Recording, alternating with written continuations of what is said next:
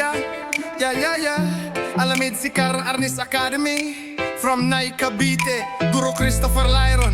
Sinilang sa barangay, mainit tayo bas Quezon. Nagsikaran sa murang edad, kaya dugong sikaran. Pilipino ang lahi, mga batang naig, batang Batangas, batang Baco or batang Cavite, batang Rizal, mga batang Calabarzon, mga batang mandirigma ng sikarang. Filipino ako, kaya sikaran ng galaw sipang.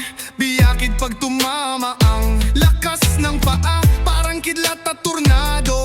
Sa bawat sipakot galaw, galing sa bayan ng Baras, Rizal. Dito nagsimula ang sikaran ng tatak. Di basta-basta magigiba ang disiplina. Yeah, Arnis sa kamay, pagpalo lakas ay sabay. Kilos ay kontrolado, di lang basta suntok o sablay. May puso, respeto, asal man dirigma. Sa bawat sikaran dala ang dangal ng bansa.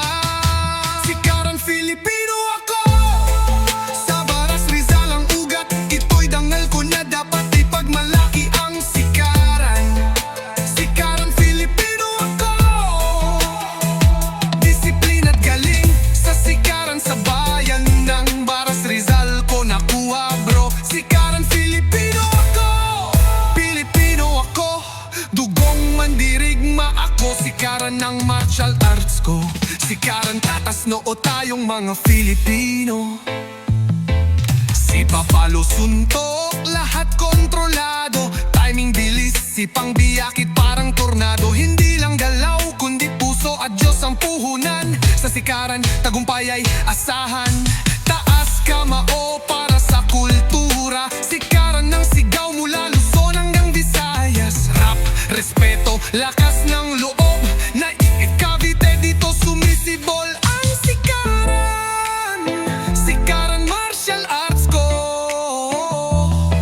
Baras Rizal ang ugat, ito'y dangal ko. Sikaran Filipino ako, disiplina't galing. Sa sikaran ko nakuha bro, sikaran ko to. Pilipino ako, puso ko ay totoo. Sikaran Filipino ako, sikaran tayong mga Filipino, taas noo. Alamid sikaran Arnis Academy na tumutubo sa bayan ng Nay Cavite. Pilipino ako, kaya sikaran ng martial arts ko. From Baras Rizal, sikaran ating ipagmalaki at saludo sa ating lahi.